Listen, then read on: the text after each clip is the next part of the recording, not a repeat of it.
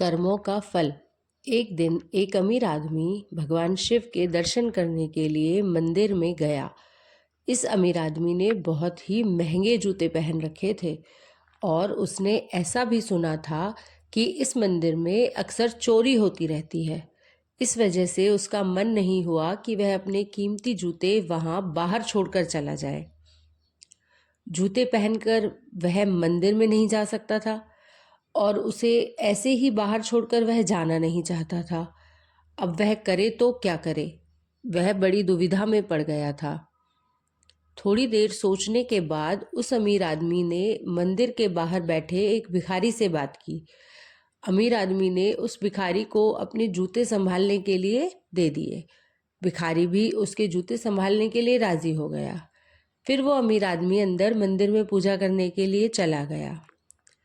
पूजा में बैठे बैठे उस अमीर आदमी के मन में ख्याल आया कि भगवान ने कैसी विषम दुनिया बनाई है। मेरे जैसे कई लोगों को पैरों में कीमती जूते पहनने लायक बनाया है, लेकिन उस बेचारे भिखारी जैसे अनगिनत लोगों को रोटी खाने के लिए भी भीख मांगनी पड़ती है। वो अमीर आदमी मन ही मन भगवान से फरियाद करते हुए बोला कि आपने सब लोगों को एक समान क्यों नहीं बनाया? आपने सभी को एक जैसी सुविधा क्यों नहीं दी? फिर उसने मन ही मन तय किया कि यहाँ से वापस जाते समय वो उस भिखारी को 500 रुपये देकर जाएगा।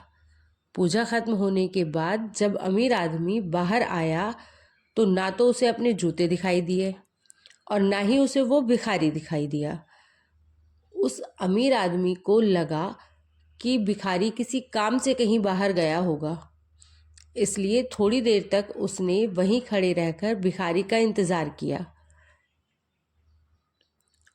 काफ़ी देर तक इंतज़ार करने के बाद भी जब भिखारी वापस नहीं आया तो उस अमीर आदमी को पता चल गया कि भिखारी उसे ठग के चला गया है।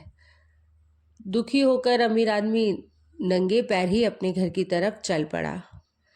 रास्ते में उस अमीर आदमी ने देखा कि फुटपाथ पर एक जूते चप्पल बेचने वाला बैठा है। अमीर आदमी एक जोड़ी चप्पल खरीदने के लिए उसके पास पहुंचा। वहां पहुंचते ही उस अमीर आदमी की नज़र उसके जूते के जैसे ही जूते पर पड़ी। अमीर आदमी पहचान गया कि ये उसी के जूते हैं।